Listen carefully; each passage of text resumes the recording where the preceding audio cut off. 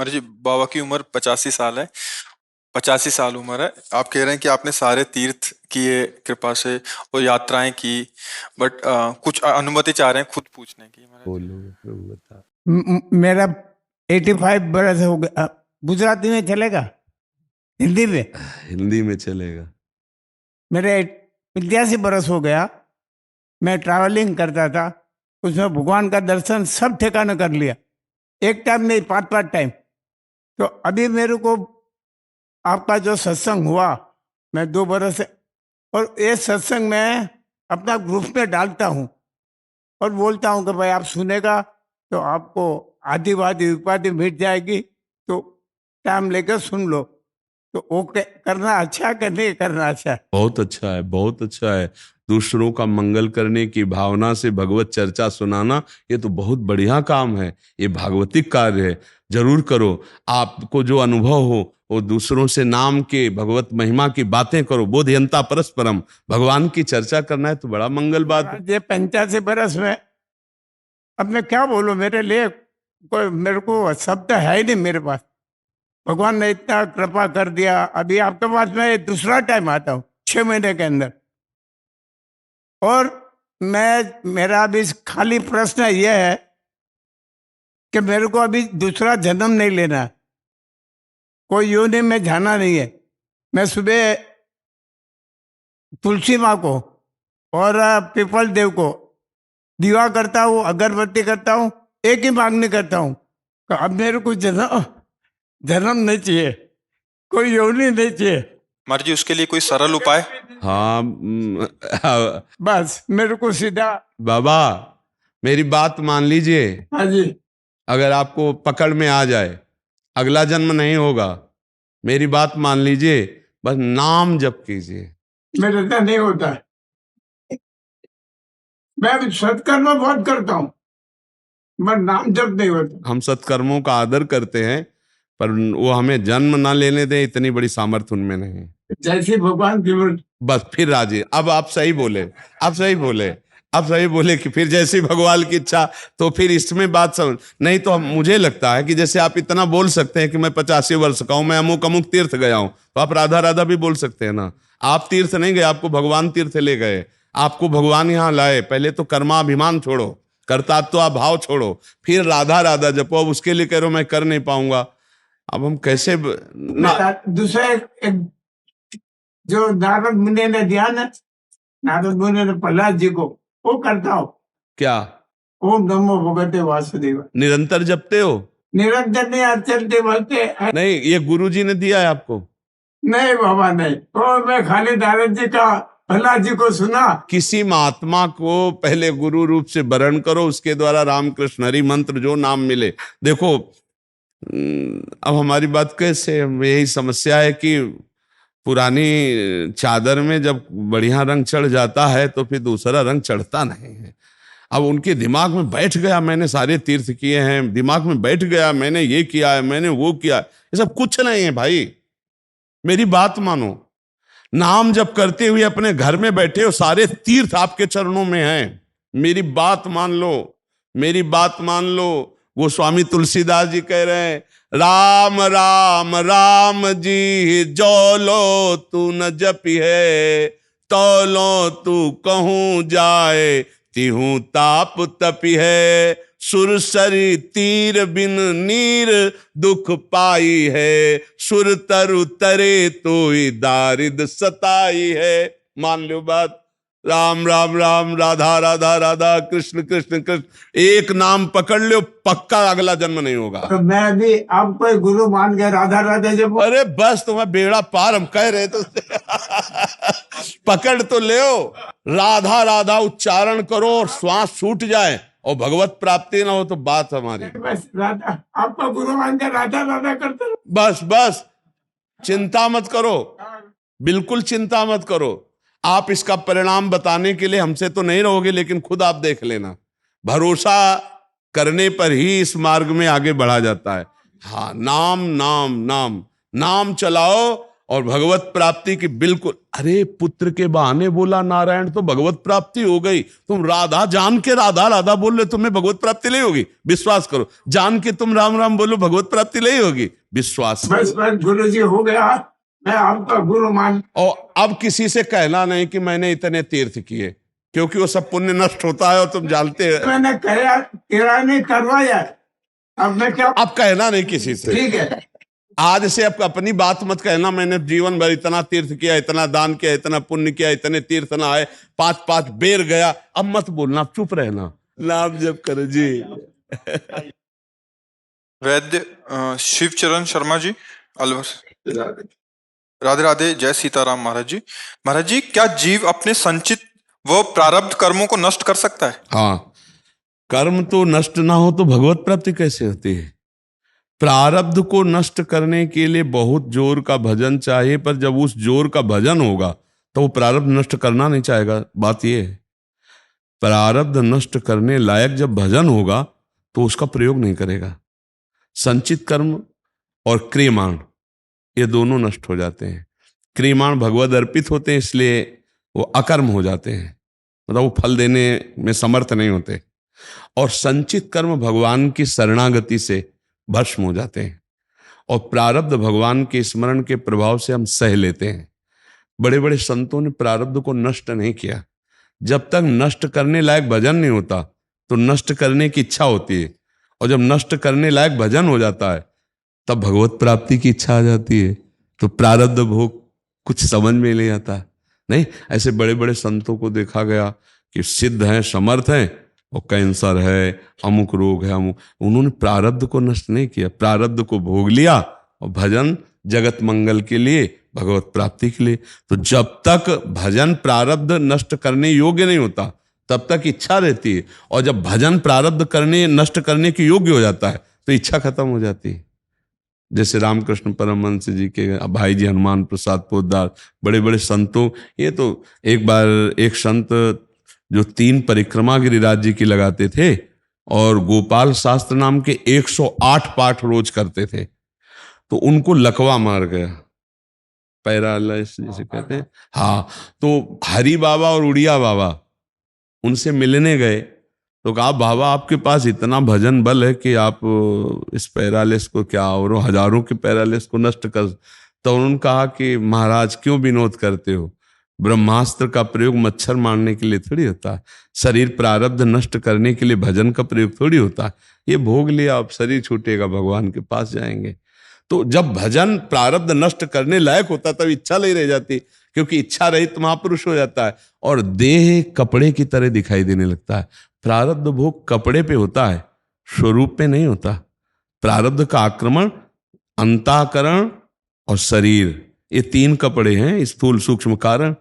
पहनने वाले जीवात्मा के ऊपर कोई प्रयोग नहीं होता प्रारब्ध का। प्रारब्ध का बल है दुख और सुख, अच्छा प्रारब्ध बुरा प्रारब्ध, वो शारीरिक आता है, आत्मा पे नहीं प्रयोग। नैनम छिंदन्ति शस्त्राणि नैनम दहति पावका न चैनम क्लेदयन्त्यापो न सोच्यति मारुता। तो प्रारब्ध कहाँ आया? शरीर पे। अच्छा, वो भजन के प्रभाव से स्वरूप में स्थित है, इसलिए दुख सुख से परे है। अच्छा, बिना परे हुई गति हम जान नहीं सकते, तो हमें लगता है प्रारब्ध मिट जाए तो अच्छा होता है। तो प्रारब्ध मिटने की जब तक आपकी भावना तब तक देह भाव है, और जब देह भाव तो उस कोटि का भजन नहीं बना, और जब उस कोटि का भजन बना तो देह भाव नष्ट हो गया, तो प्रारब्ध नष्ट करने की इच्छा नहीं रही। समझ रहे? पुराने कपड़ा तो ऐसे, नया कपड़ा जब मिल गया तो पुराना ऐसे। तो जब दिव्य भाव देह की प्राप्ति हो गई तो ये जो 5 भौतिक देह है, इसके प्रारब्ध को हंसते हुए भोग लिया जाता है। हंसते हुए, जो विदना ने लिख दिया 6ठी राव के अंक, और राय घटे तिल बढ़े रहुरे जीव लिसक। ये विवेक बुद्धि ऐसी प्रवीण हो जाती है कि फिर शरीर राग नहीं रह जाता, तब फिर वो प्रारब्ध नष्ट कर, संचित और क्रियमाण ये 2 नष्ट हो जाते। तो फिर गीता में महाराज जी जैसे लिखा है, अवश्य में भोक्तव्यम कृते कर्मे शुभाशुभ। हाँ, देहाभिमानी जीव को लिखा है। भोक्ता कौन है? कर्ता भोक्ता कौन है? अहंकार विमूढ़ आत्मा कर्ता हमिति मन्यते। तो भोक्ता तो किसको आया? उसी को तो आएगा। अवश्य में भोक्तव्यम कृतम कर्म शुभाशुभम, किसको? देहाभिमानी जीव को। और जो प्रारब्ध नष्ट कर सकता है वो देहाभिमानी नहीं होता, वो ज्ञानी होता है, वो भगवत भक्त होता है, और उसको प्रारब्ध नष्ट करने की इच्छा ही नहीं रह जाती। तो भोग किसको आया? शरीर पर आया ना।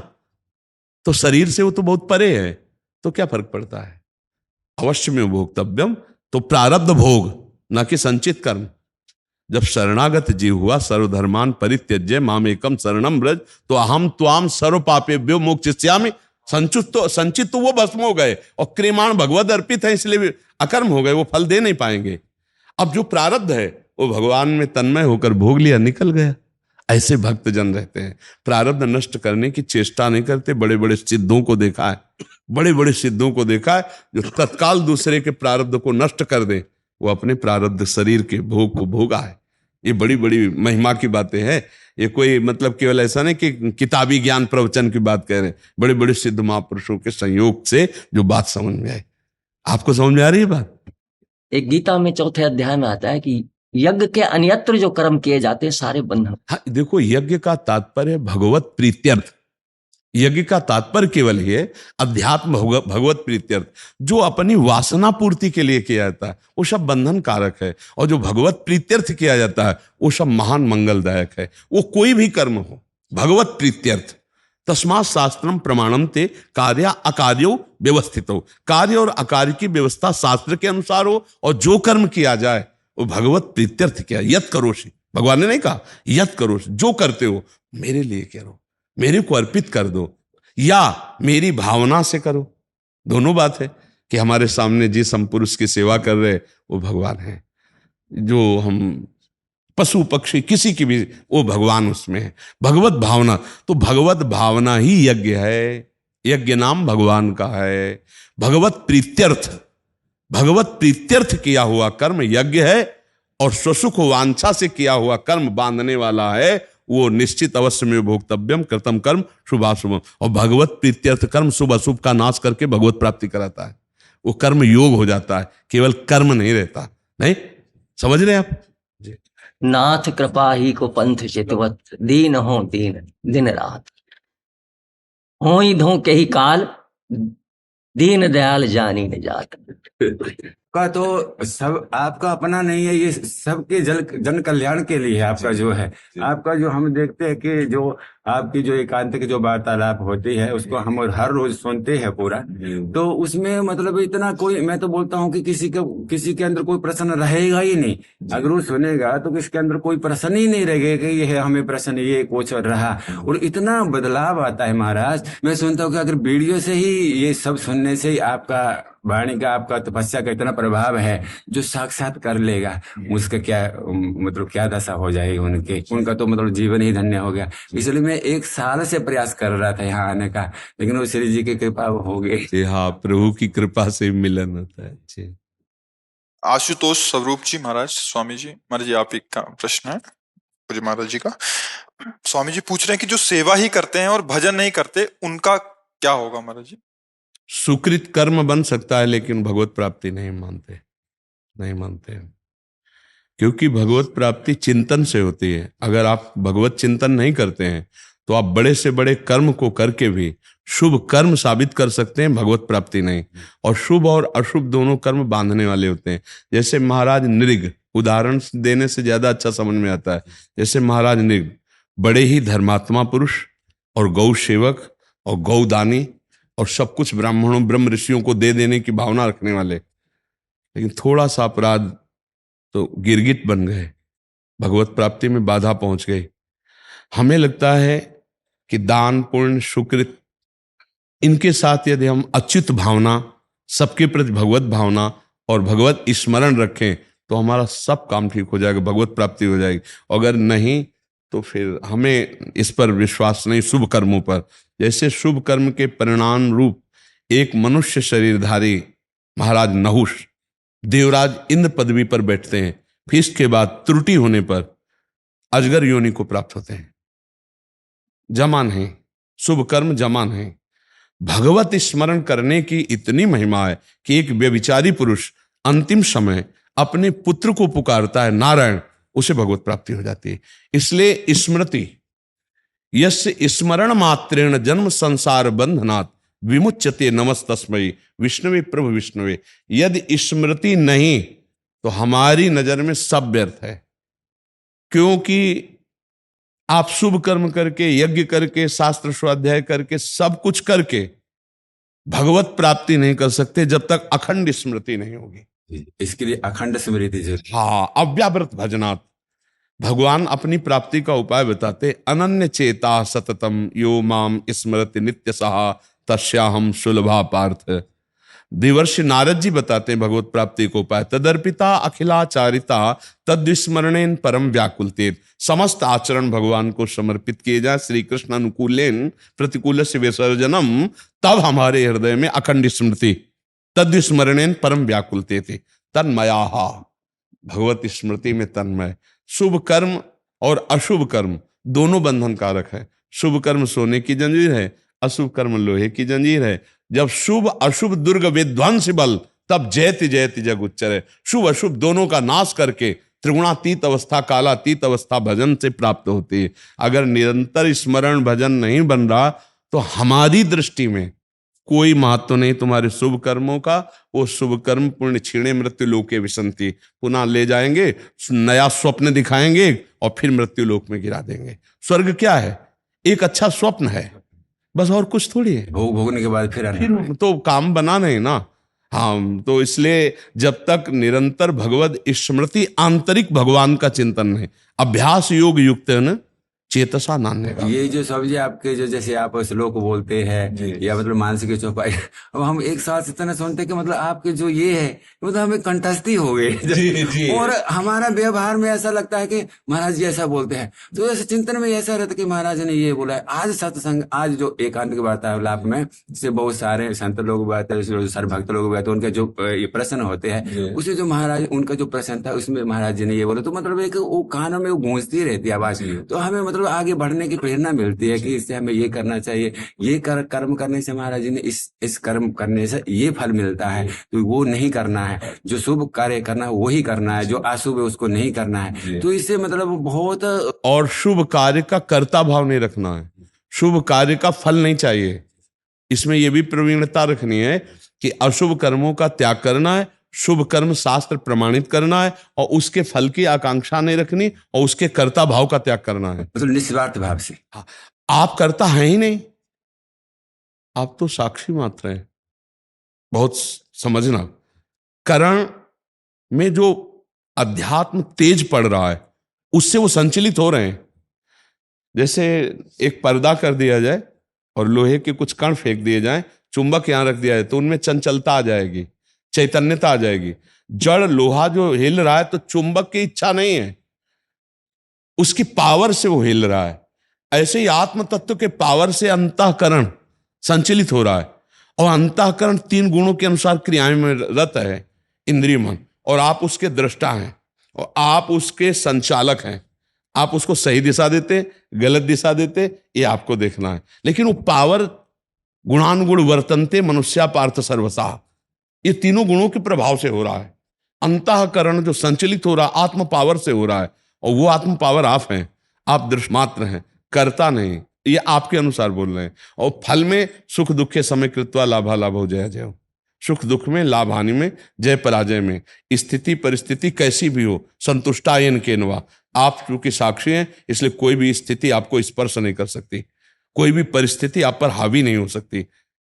अगर आपने अपने को साक्षी भाव में ला चुके हैं तो, और अगर देह भाव में है तब तो प्रभावित कर लेगी। फिर उस समय दूसरे भाव से आ जाता है कि भगवान हमारे को निर्मल कर रहे हैं, भगवान हमारे को निर्मल करने के लिए ये परिस्थिति दी है। अगर अनुकूल परिस्थिति आती है तो भगवान दुलार कर रहे हैं, प्रतिकूल आती है तो भगवान कृपा कर रहे हैं, क्योंकि हमें पावन कर रहे हैं। और अगर हम ज्ञान भाव में देखते हैं तो फिर दृष्टा भाव से देखते हैं। महाराज जी देखो, ऐसे साधना तो हम लोग करते हैं, लेकिन थोड़ा सा विक्षेप आने के मन फिर विचलित हो जाता है। फिर से मतलब विक्षेप को ही विक्षेप हमें देना है।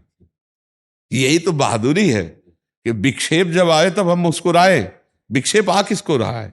मन की मानी हुई अनुकूलता के प्रतिकूल चेष्टा को विक्षेप कहते हैं। मन की मानी हुई अनुकूलता के प्रतिकूल जो चेष्टा हुई उसको विक्षेप कहते हैं। कोई विक्षेप नहीं। हमारी भगवदाकार वृत्ति करना है तो हमको विक्षेप को भी भगवदाकार करना है। हमें कुछ भी छोड़ना नहीं, सबको घसीटना है अपने भाव में, कहीं कोई परेशानी नहीं। जैसे भारी विक्षेप पड़ रहा है, कोलाहल अशांति, उस समय भी हम देख रहे हैं ये गुणों के प्रभाव से हाहाकार मचा हुआ, पर मैं इस समय निर्लेप हूं, मैं इस समय परम शांत हूं, मेरे स्वरूप में कोई अशांति नहीं, गंभीर शांत मुद्रा है, बस संतुष्टा येन केनवा। बस यही प्रवीणता है उपासक की, कि अपने को विक्षेप से बचा ले, ना स्वयं उद्विग्न हो और ना अपनी किसी चेष्टा से किसी को उद्विग्न होने दे, अपनी चेष्टा से ना होने दे और दूसरे की चेष्टा से स्वयं अपने को उद्विग्न ना होने दे। से वो जो जैसे मतलब विक्षेप आता है, तो उस समय हमें अपने आप को कैसे बचाए? जैसे हमारे अंदर विक्षेप आ रहा है, अब वो विक्षेप किस कोटि का है पहले हमको ये देखना होगा। नहीं, जैसे थोड़ा सा भी विक्षेप आ, जैसे नहीं, हम, प्रतिकूलता को ही तो विक्षेप मान रहे हैं ना, जी हाँ, जी हाँ, जी प्रतिकूलता ही तो मान रहे हाँ, हैं। जी। तो हमारे को प्रभु इस प्रतिकूलता में भी भगवदाकार वृत्ति रहे, इसके लिए मुझे ये अवसर दिया है। जी, जी। तो मुझे उस समय और डट के भजन करना है। हाँ, जैसे कोलाहल या किसी भी तरह का विक्षेप है, किसी भी तरह का, कोई हमें बार बार परेशान कर रहा है, वो बार बार हमें, तो उस समय हमको अपनी एकाग्रता और फिट कर देनी है। मतलब भगवान मुझे इस स्थिति में भी मेरा निरंतर भजन चले, ये इसलिए परिस्थिति भेजा है। मुझे भजन छोड़ के भागना नहीं एकांत की तरफ, मुझे वहीं बैठना है। अभ्यास हमें ऐसा करना है कि विक्षेप जहां है हमको वहां बैठना है, विक्षेप जहां वहां हमें हटना नहीं। ये विश्वास कर लीजिए, वो भगवान ने आपको पुष्ट करने के लिए विक्षेप दिया है, क्योंकि वो विक्षेप आप मान रहे हैं। जब विक्षेप विक्षेप ना रह जाए तब आपकी ऊंचाई बड़ी मानी जाएगी। अगर विक्षेप विक्षेप है तो आपको उसी विक्षेप में रह करके निरपेक्ष होकर भजन करना है, तभी आप आगे बढ़ पाएंगे। अगर विक्षेप बना रहा तो कहीं भी भाग के जाए विक्षेप बना ही रहेगा। हमको विक्षेप दिया ही इसीलिए जाता है कि जहां, जैसे अपना चेला जहां कमजोर होता है, गुरु वहीं प्रहार करता है। कुश्ती में जैसे ऐसे मारा कहा तो अब 1000 बार वहीं मारेगा, क्योंकि अगर ये 1000 बार से परिपक्व हो गया तो दूसरा पहलवान गिरा नहीं पाएगा। ऐसे ही भगवान हमारे गुरु हैं, तो देखते हैं काम से विक्षेप, ये क्रोध से विक्षेप, ये लोभ से, तो बार बार वही वृत्तियां भेजते हैं। तो वो तुम्हें परास्त करने के लिए नहीं भेज रहे, वो परिपक्व करने के लिए भेज रहे हैं। साधक उसके नकारात्मक सोच में आ जाता है कि अब यहां से तो झोला झंडा उठाओ, यहां तो बड़ी विपरीतता है। अब वो जहां जाता है वहीं वो विपरीतता देता है। भगवान इसलिए देता है कि तुमको उसमें परिपक्व होना है। परिपक्व नहीं हुआ तो फिर ठीक नहीं है। देवर्षि नारद जी ने कहा जनक जी से, बहुत हमको इससे संतुष्टता हुई कि हमें साधना में परिपक्वता कैसी लानी है। उन्होंने कहा, विदेह राज कैसे हैं? सब कुछ तो आपके पास है, रानी है, मकान महल, सब भोग समान, और विदेह राज, देह भी राज सुखों का भोग भोग रहा है, तो आप विदेह कैसे हैं? आज शयन कीजिए, कल आपको बताएंगे, कल बताएंगे। भोजन पवाया, महल में शयन कराया। देवर्षि नारद उच्च कोटि के महापुरुष हैं, भगवान की तरह, चाहे दैत्य हो चाहे देवता, सब इनका आदर करते हैं। महल में जब शयन किया तो अपनी रानी से कहा, जाओ देवर्षि नारद जी के साथ शयन करो जाकर। तो आज्ञाकारिणी पतिव्रता थी। देवर्षि नारद भगवान के अवतारों में गणना, जे ही गई तो वो भगवत चिंतन में लेटे हुए थे। जब देखा कोई लेटा तो वो नहीं देखा कौन है, देखा स्त्री। वो ऐसा कैसे हो सकता है कि मुझे शयन करा के मेरे आसन पर स्त्री? ये सुबह बात करेंगे। वो और शकील, वो और शकील गए, वो और शकील गए, वो और शकील गए। जब दीवाल मिली तो दीवाल की तरफ मुख करके देवर्षिनाथ पूरी रात बिताई। महारानी उठ के चली गई। देवर्षिनाथ जी सुबह गए और कहा, ये कौन सा मजाक था महाराज?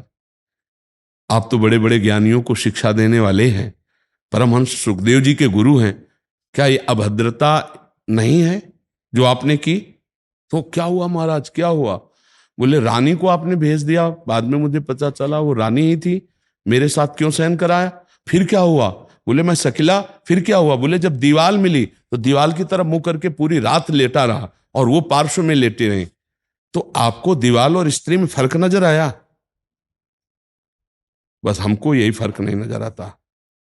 जैसे तुम्हारे लिए दीवाल मिली तो शांति से आप, ऐसे मेरे लिए स्त्री, ऐसे मैं, इसलिए मैं विदेह राज हूं कि तुम्हें स्त्री और दीवाल में फर्क नजर आया, मुझे स्त्री और दीवाल में फर्क नहीं। देह स्थिति से ऊपर।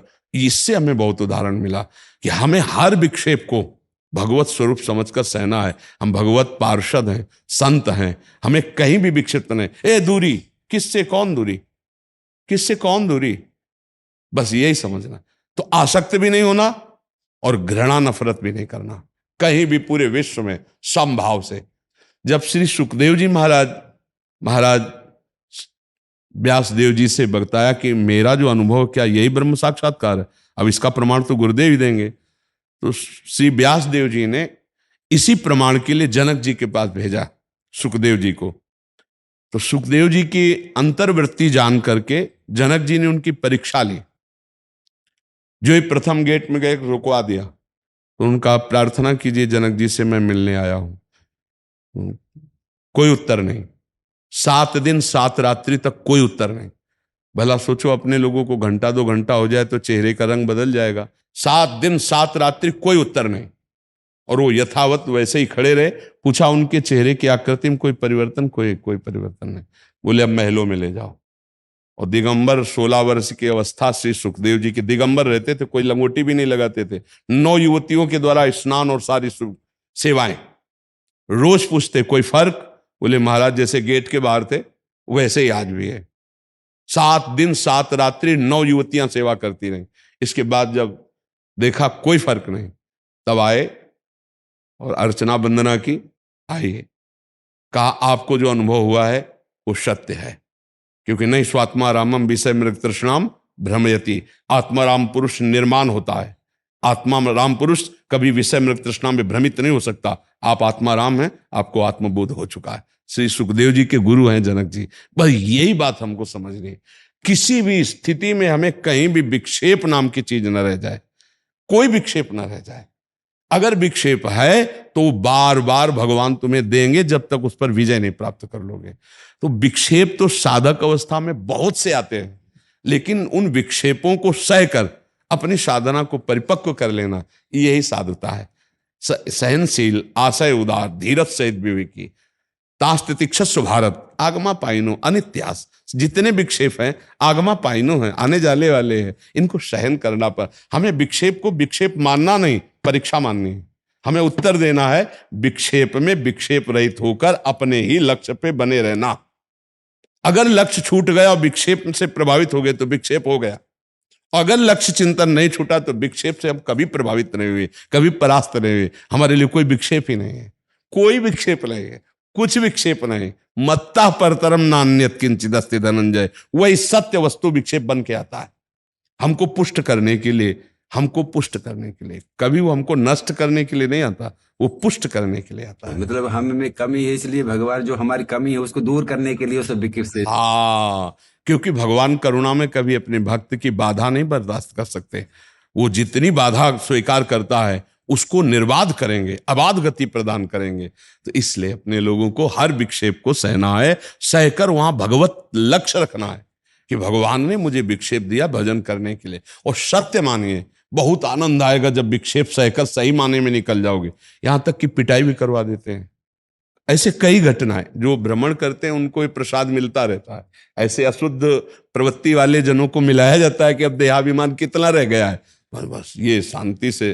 तो हमें पिटाई तक को भी भगवत प्रसाद मान के सहना होगा, तभी आगे। जब कोई अध्यात्म की ऊंचाई पर चढ़ा हुआ होता है तो ऐसे नहीं चढ़ा होता, रसगुल्ला खा के नहीं चढ़ा है, गुलाब जामुन खा के नहीं चढ़ा है। हाँ, हर कष्ट सहना पड़ा है, प्रकृति के हर वार को सीधे सहना।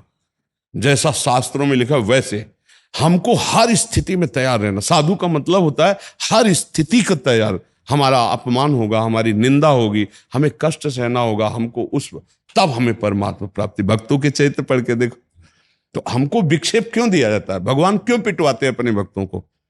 आज की सत्संग में अगर जो बैठा हुआ हो, कोई था आज के सत्संग में तो सुना आपने, सत्संग में माधवदास बाबा को पिटवा रहे। क्यों पिटवा रहे? कितना देहाभिमान रह गया अभी, कितना समर्पण की कमी। जैसे कुम्हार अपनी मटकी को बजा के देखता है ना, ऐसे भगवान अपने भक्त को बजा के देखते हैं। देखो भक्तों के चरित्रों को पढ़कर तो तैयारी करनी इस बात की कि मेरी मृत्यु का अवसर आने पर भी मुझे विक्षेप न मालूम दे। यही अध्यात्म है जो आपको हर परिस्थिति में मुस्कुरा के जीना सिखाता है, जो हर परिस्थिति से लड़ना सिखाता है। टूटना अध्यात्म में है ही नहीं, तोड़ नहीं सकता।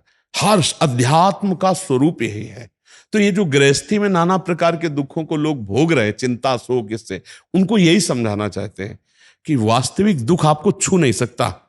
आप ऐसे हो, पर आपने अपने को शरीर मान रखा है, आप गलत आचरण करते हो, इसलिए आपको दुख भोगना पड़ता है। नहीं, दुख तो आएगा, जो प्रारब्ध रचना है वो शरीर में आएगी, लेकिन उससे लड़ना सीखो।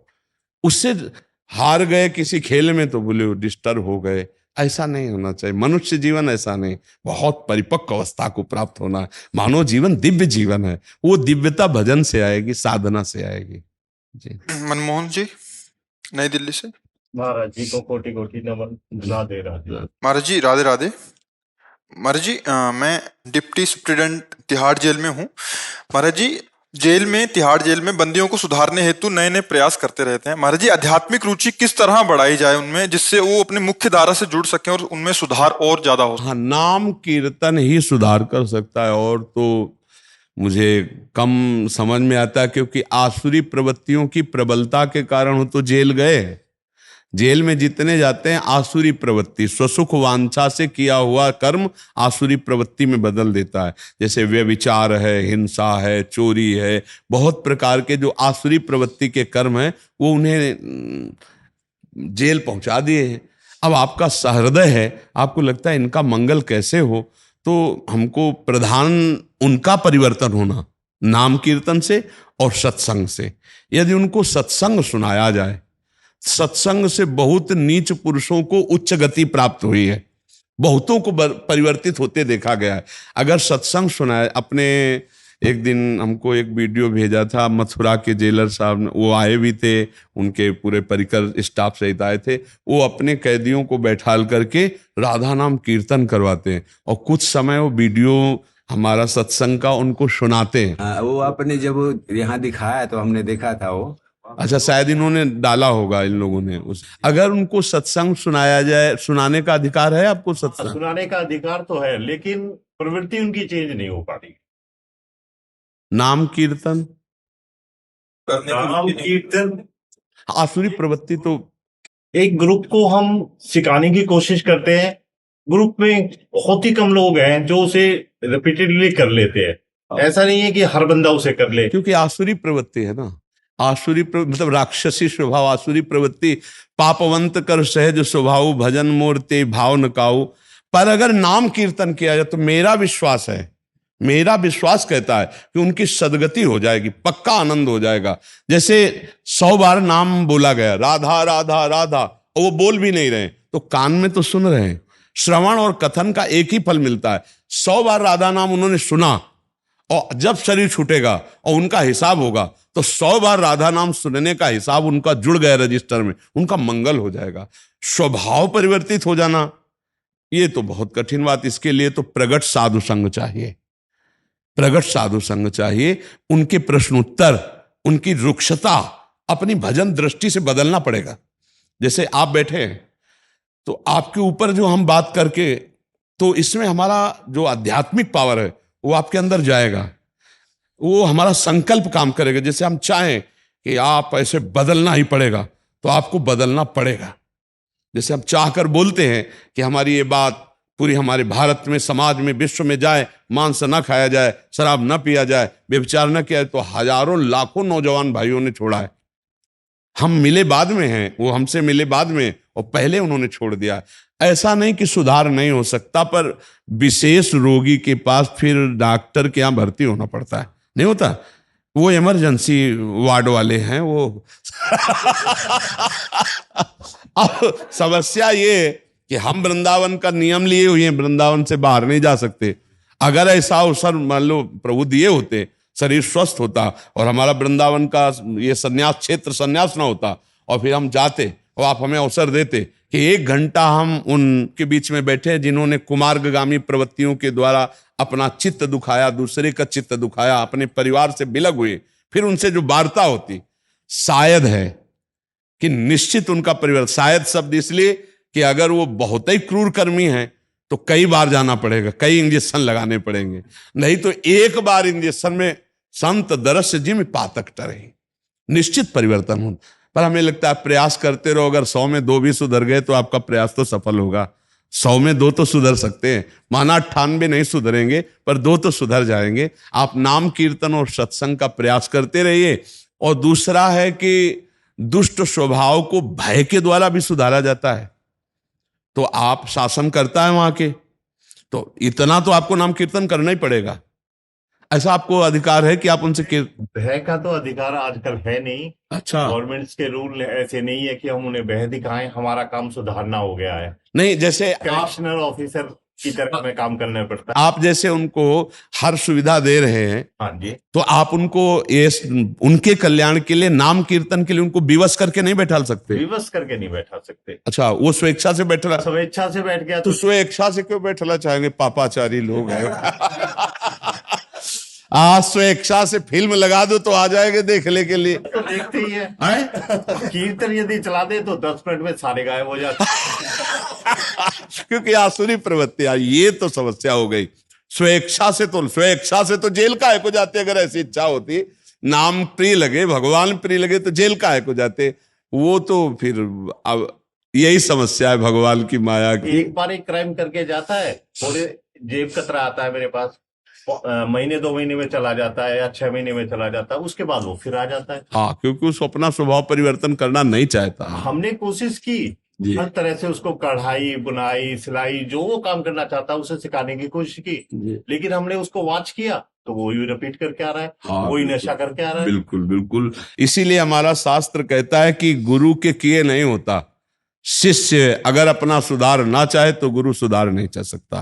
देखो, अगर सुधारना नहीं चाहा दुर्योधन ने, तो भगवान उपदेश देने गए थे कि युद्ध ना हो, लेकिन दुर्योधन नहीं सुधरा। तो इसीलिए अगर वो सुधरना चाहे तो सुधर सकते हैं। अब जब आप कहते हो जहां कीर्तन शुरू किया तो 10 मिनट में सब गायब हो जाते, तो बिल्कुल कैसे सुधरेंगे? आसुरी प्रवृत्ति, उनको लगता है सब क्या है ये?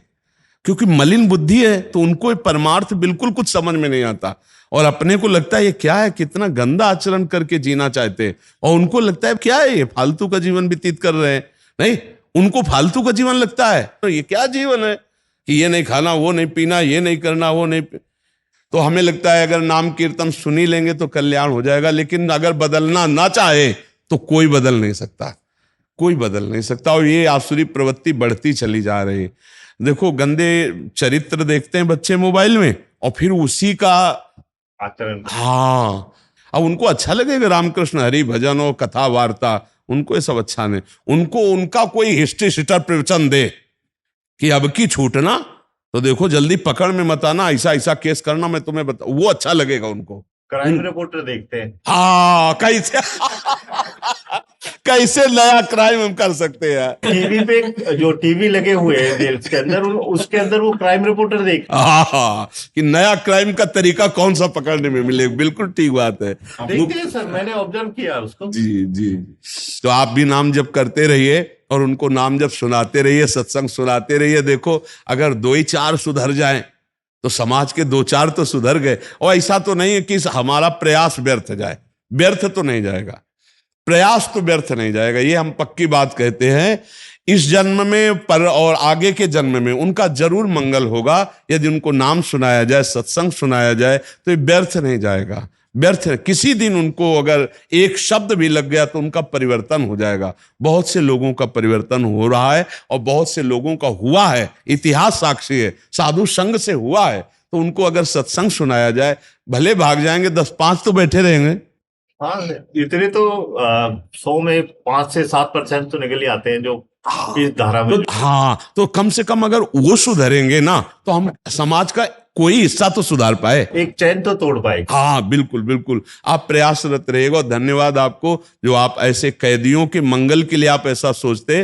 भगवान ने आपका बड़ा सरस हृदय बनाया है, जो आप ऐसों के लिए भी मंगल सोचते हैं, आप ऐसों के लिए मंगल भावना करते हैं, और ऐसे अधिकार पर होकर भगवान की बड़ी कृपा है। आप भी नाम जपते रहिएगा। जीवन का परम लाभ है भगवत प्राप्ति हो जाना, भगवान की कृपा प्राप्त हो जाना। अनूप विश्वास जी। श्री कृष्ण। महाराज जी, आपके चरणों में कोटि कोटि प्रणाम। महाराज जी, मैं मथुरा में रहता हूँ।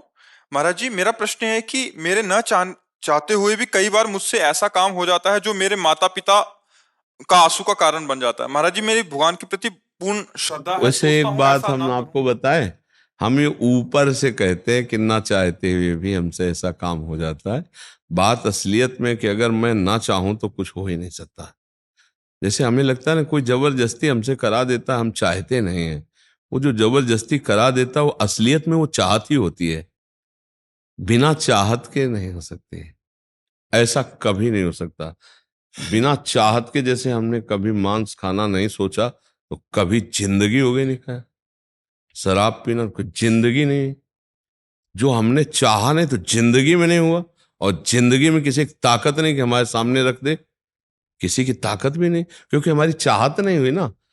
अच्छा, जो हमने चाहत की और शास्त्र में लिखा है कि नहीं करना चाहिए, पर हमसे हो रहा है, तो हम ये बनावटी कह देते कि वो हम सच्ची कहते हैं, हृदय से नहीं चाहते, पर वो हो जाता है। वो हो नहीं जाता, वो हम चाहते हैं इसीलिए हो जाता है। जैसे अंदर से सुख बुद्धि है कि अगर हम ये भोग लें तो हम सुखी हो जाएंगे, और बाहर से कि ये भोगना पाप है, तो एक मन कह रहा है यार पाप है, नहीं भोगना चाहिए, पाप है, नहीं भोगना चाहिए, हम घसीटते चले जा रहे हैं वहीं। बोले यार हम तो पक्का सोच रहे थे कि नहीं होना चाहिए, पर पता नहीं कैसे हो गया।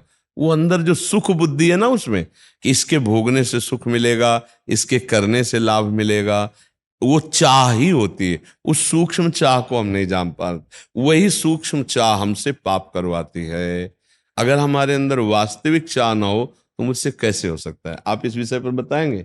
महाराज जी, मैं मतलब 2023 नवंबर में आपके दर्शन मैंने रात को किए थे सबसे पहले आके। और तब से मैं पहले नॉनवेज खाता था, मैं मांस खाता था मैं। लेकिन मैंने उसी टाइम जब आपके दर्शन किए थे, मैंने उसी टाइम सोच लिया था ये चीज कि नए साल से बिल्कुल ये सब मैं छोड़ दूंगा।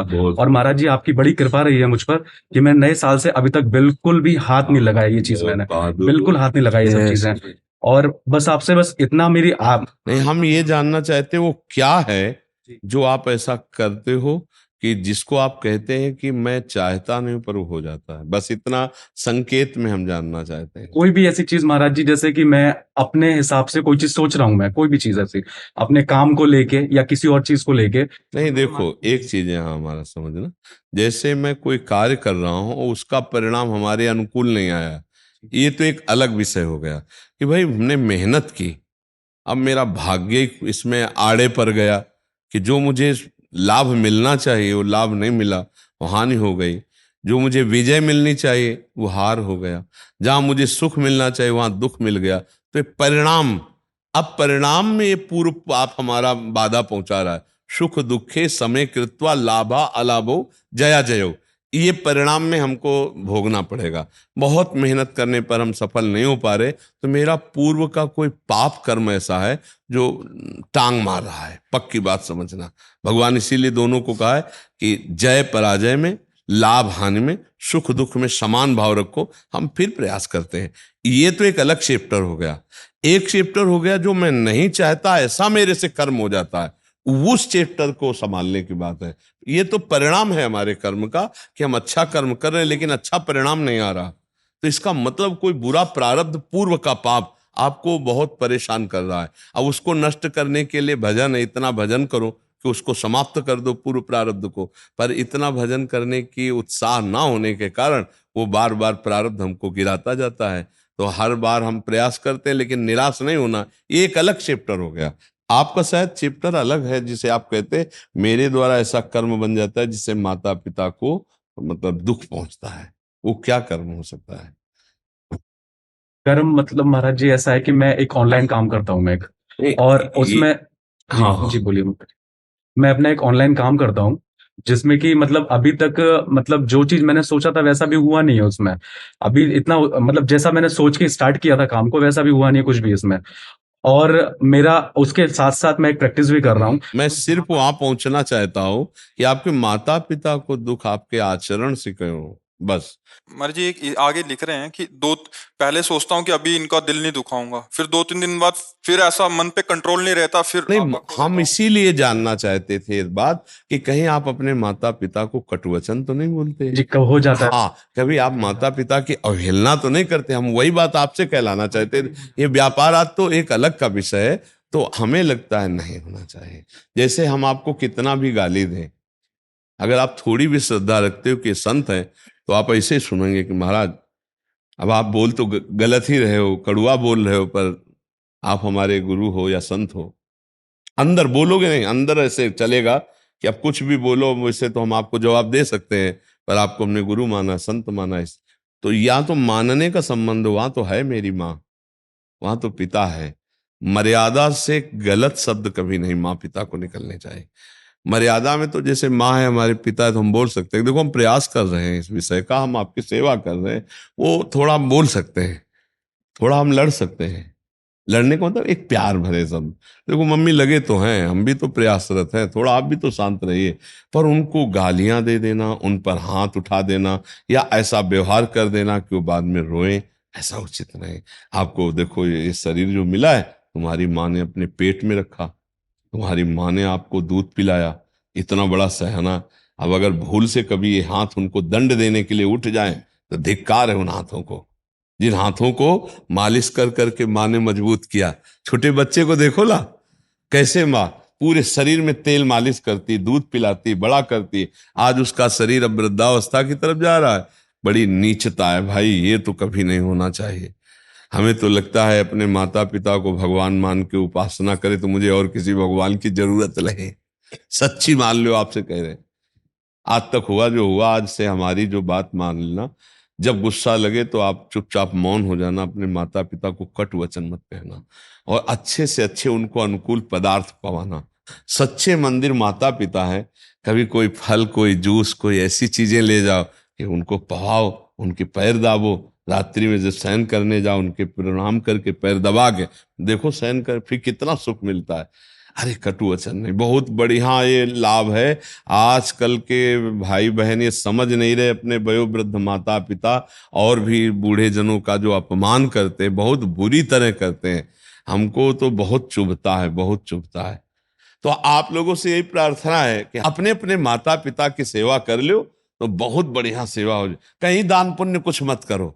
जब आपको दान पुण्य करने का मन हो, जो आपको पता हो कि हमारी मम्मी ये पाती है, हमारे पिता को ये पसंद आए, बढ़िया बढ़िया बाजार से खरीद के उनको पवा दो, बढ़िया कपड़ा पहनाओ, हाथ जोड़कर बात करो। देखो अभी जीवन बदल जाएगा। वो उनका हृदय अंदर से आशीर्वाद। और हम आपको बताएं, माता पिता ऐसे होते हैं, अगर थप्पड़ भी मार दोगे, गाली भी दे दोगे तो भी आशीर्वाद ही देंगे। वो भले ऊपर से गाली दे, अंदर से नहीं चाहेंगे कि तुम्हारा हित हो जाए, कभी नहीं चाहेंगे। नहीं तो तुम पीट के जाओ उनको और फिर किसी से सूचना भेजो आपके तुम्हारे लड़के को 4 लोगों ने पीटा, तो चिल्ला के ना दौड़ पड़े कि बचाओ, किसी तरह मेरे बेटे को कष्ट ना होने पावे। उसका हृदय यही कहेगा अंतिम श्वास तक, मेरे बेटे को कष्ट न। और बेटा कैसा धूर्त कि अपने ऐसे माँ को डंडे से मारे थप्पड़। तो भाई मेरी प्रार्थना है, सबसे प्रार्थना है, जिनके माता पिता हो चूक मत करना। ऐसा अवसर बार बार नहीं आता। अपने बूढ़े माता पिता को भगवान की तरह यदि तुम मेहनत करके कर लिए तो तुम्हें और किसी मंदिर में भगवान के आशीर्वाद मांगने की जरूरत नहीं रहेगी, घर में ही भगवान बैठे हुए हैं। नहीं, ये चूक मत करना, बस इसे संभाल लो आप, धीरे धीरे सब ठीक हो। और नाम तो जप ही रहे हो, गंदे आचरण छोड़ रहे हो, बहुत अच्छी बात है आप। और भगवान के पावन धाम में रहते हो। मथुरा भगवान की जन्मभूमि स्थली है। मथुरा नित्य कृष्ण को वास, निस दिन श्याम न छाणत पास, ता सकल लीला कही। भगवान के धाम में हो। हाँ, जैसे ये भगवान का प्रेम भूमि है तो वो भगवान की जन्मभूमि है। ये लीला भूमि है ना, वो जन्मभूमि भगवान की। हमारे गुरुदेव का कहना है कि बेदमिन के मान इष्ट अलग अलग हैं, सब बेदमिन के मान इष्ट देव अलग अलग हैं, सबका आत्मस्वरूप एक ही है। किसी इष्ट को प्राप्त होने पर परमात्मा पे हो जाती है, लेकिन जो नाम रूप में फंसा रहेगा उससे मुक्ति संभव नहीं है। नाम रूप में, जागतिक नाम रूप, जी जी, आप ऐसा केवल जागतिक शब्द में कह सकते हैं। जी जी, आप भागवतिक में नहीं कह सकते। उसकी प्राप्ति के साधन क्या होंगे? साधन उसके लिए, उसका साधन है गुरुदेव के चरणों का आश्रय लेकर जो नो उपदेश किया है, मंत्र या जो नाम, उसमें निरंतर चिंतन करते हुए सांसारिक चिंतन का नाश करना। पहला हमारा जागतिक चिंतन छूटे, फिर जब सत चिंतन होते होते अंतःकरण शुद्ध हो जाता है, तो जैसे शुद्ध दर्पण में अपना प्रतिबिंब भासता है ना, ऐसे शुद्ध बुद्धि में ज्ञान चक्षु का प्रकाश होता है। जब ज्ञान चक्षु का प्रकाश होता है तो जानत तुम्हें हो जाए, पूर्ण हो जाता है। पर नाम और रूप में हम फंसे हैं। नाम और रूप के ही आश्रय से हम आगे बढ़ते हैं। हमारे गुरुदेव है ना, गुरुदेव का नाम है ना, गुरुदेव का दिया हुआ नाम है ना, साकार है ना। बस हमारी यही प्रार्थना है। हम पहुंचते वही हैं, ब्रह्मविद ब्रह्मवि भवति तस्मित् तज्जने भेदा भावात्। सत्य वस्तु यही है कि दो नहीं है, सत्य वस्तु एक है। और मानी संख्या गुरुदेव, फिर उस संख्या को हम जब विस्तार में लाए सवाल में, तो अखंड मंडलाकारम व्याप्तमें चराचरम, बस बात बन गई। कोई भी मान लो, राम बोलो, कृष्ण बोलो, हरि बोलो, कोई भी बोलो, वो एक है। और वही एक अनेक में है। अनेक में एक और एक में अनेक का जो दर्शन कर लिया वही सिद्ध ज्ञानी। यो माम पश्यति सर्वत्र सर्वम च मयि पश्यति तस्याहम न प्रणश्यामि सच में न प्रणश्यति। वो अधूरा ज्ञानी है जो किसी का खंडन करता है। संपूर्ण ज्ञानी वही है जो है, बस है। इष्ट का सूक्ष्म रूप प्राप्त करने के लिए है सूक्ष्म रूप में जाएंगे तब उसका असली नाम मिलेगा। सूक्ष्म रूप प्राप्त करने के लिए चिंतन, चिंतन अनन्य चेता सततम यो माम स्मृति नित्य सा, जो नित्य केवल मेरा चिंतन करता है। अब उस मैं को आप किस रूप में लें वो गुरुदेव से पूछिए। अपने गुरुदेव प्रदत्त उपासना में ही अपनी चित्तवृत्ति अनन्य करनी चाहिए। जो हमारा स्वरूप है वो अचिंत्य है, वो चिंतन वाला नहीं है। तो पहले चिंतन से संसार के चिंतन रहित बने, संसार की भोग वासनाओं के ऊपर उठें, स्थूल सूक्ष्म कारण तीनों से परे हों, तब हमारा अचिंत स्वरूप है। और वो चिंतनीय नहीं है, वो अपने आप से अपने आप में स्थित है। समझ पा रहे हो हमारी बात? चूंकि ज्ञान मार्ग की तरफ खिंचाव वाली वार्ता है, इसलिए आपको इस बात को कह रहे हैं। हाँ, पूर्ण ऐसा भक्त पूर्ण होता है। ज्ञानी को भगवत प्रेम संबंधी बात में हो सकता है चूक हो जाए, तत्वबोध में नहीं चूक है, लेकिन प्रेमी को तत्वबोध भी होता है और भगवत प्रेम भी होता है। वो भगवान की नाम रूप लीला धाम की भी महिमा को जानता है और इनसे अचिंत्य को भी वो जानता है। वही सबसे परे है, वही सब में भरे है, वही चिंतनीय है, वही अचिंतनीय है। वासना वासुदेवस्य वासितम भुवनत्रयम् सर्वभूत निवासोस्मि वासुदेव नमोस्तुते। और वासना हटी तो वासुदेव ही वासुदेव है, कोई है नहीं दूसरा। वही ब्रह्म है, वही परमात्मा। सूरदास जी महाराज के पद है कि अपने जान में बहुत करी से मनसा वचकर में सुमृति नहीं नैन धरी। और फिर कहते गुण बिनु गुण स्वरूप रूप बिनु नाम ले श्री श्याम हरि। तो कृपा अपराध से अपने समो सूरते बिगड़ी। तो मनसा वाचा कर्म अगोचर सुमृति नहीं नैन धरी, कहते उसको मैं नहीं पकड़ सका। आप हमको ये बताइए कि चिदानंद को क्या नेत्रों से देखा जाता है क्या? जो सबका परम प्रकाशक है उसको पर देखा जाता है? ऐसा नहीं है कि ना देखा जाता हो। अगर नहीं देखा जाता तो फिर वर्णन कैसे है? तो तीन नेत्र हैं, एक है चर्म चक्षु, और बुद्धि में एक होते ज्ञान चक्षु, और एक हृदय में होते प्रेम चक्षु। तो गुरु कृपा से ज्ञान चक्षु जब प्रकट होते हैं तो मायामल का नाश हो जाता है। तो जो सत है उसी में रति हो जाना प्रेम कहा जाता है। तो जैसे हम साकार भगवान की आराधना करते हैं तो वही परम तत्व आज जो हम चिंतन करते हैं वही हमें दिखाई दे रहा है। आज हम नानात्व का चिंतन कर रहे हैं तो वही नानात्व रूप में भास रहा है। अगर हम उसका श्याम रूप में चिंतन करें तो जित देखो ते श्याममयी, और उसका राम रूप में चिंतन करें तो जड़ चेतन जगजीव जब सकल राम में जान, और हम अम्बा रूप में चिंतन करें तो देवी प्रपन्नार्थ हरे प्रसीद प्रसीद मातर जगतो खिलस्य प्रसीद विश्वेश्वर पाहि विश्वम तुम ईश्वरी देवी चरा चरस्य अम्बा चराचर। तो है कौन कौन चराचर में? बोले एक ही तत्व। जैसे चिंतन करो तो जे भी हमने चिंतन किया हरि का अगोचर नेत्रों से वो है, वही आकर हमारे मन बन बैठे, वही हमारी बुद्धि बन बैठे, वही हमारा चित्त बन बैठे, वही हमारे अहम में समा गए। हमारी मन बुद्धि उनकी तक नहीं पहुंच सकती। राम तर्क बुद्धि मन बानी, लेकिन राम जी तो बुद्धि मन में आके बैठ सकते हैं। इंद्रियाणाम मनस्यास्मि। तो भक्त अपने मन के नेत्रों से उनको निहारता है। और मन के नेत्र कहाँ खुलते हैं? यहीं खुल जाते हैं। ये खुले हैं तो सामने, बंद है तो सामने, कोई अंतर नहीं रहता। पिय मूर्ति नैनन बसे ते रस रहाय समाय। ये लक्षण सुन प्रेम। ये केवल प्रवचन नहीं दे रहे, ये केवल प्रवचन नहीं दे रहे। जो अनुभूति की चर्चा है वो काशी विश्वनाथ जी के प्रसाद में है, और जो प्रेम की चर्चा है प्रियाजू की चर्चा में कहे पी मूर्ति नैनन बसे ते रस रहाय समाय। ये लक्षण सुन प्रेम के और न कछु सुहाय, और न कछु सुहाय फिरे अपने रस मातो कुटुम देहते जाए छूट सब ही विधि नातो। इसी मन में प्रिया प्रीतम, मन में प्रभु। मन प्रभु तक नहीं जा सकता, प्रभु मन में आके बैठ सकते हैं ना, इस पर कोई तर्क तो नहीं है ना, वो आके बैठ सकते हैं ना। तो प्रेमी जनों के प्रेमाकर्षण में वो आके बैठ जाते हैं।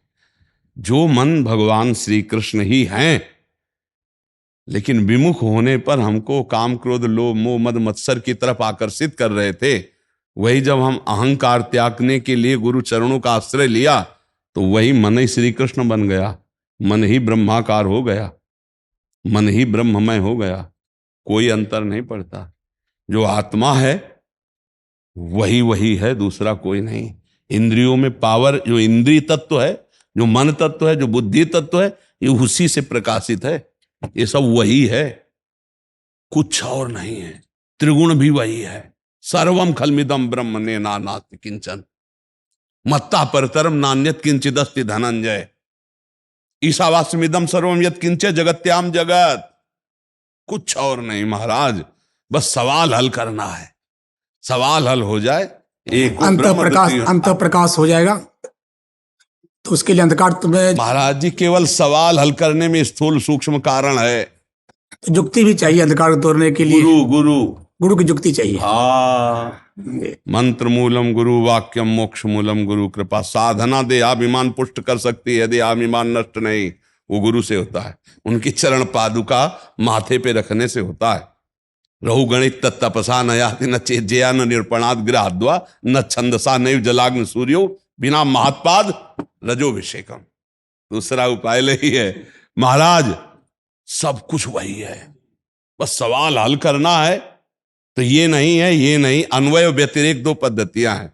व्यतिरेक ये नहीं, फिर है, और जब है तो फिर सर्वम खल। हमारे गुरुराज ने कहा सब संतन की बड़ी बलियारी, वही कहा सब संतन की बलियारी। सबका मैंने नाम रूप जो है सहारा अनेक है, रास्ता एक है। उन्होंने कहा बिंदु रास्ता है, सब सिमट कर बिंदु हो जाए तो रास्ता मिल गया। रास्ता एक है, सहारे अनेक है। कोई सहारा पर रास्ता मिल जाएगा।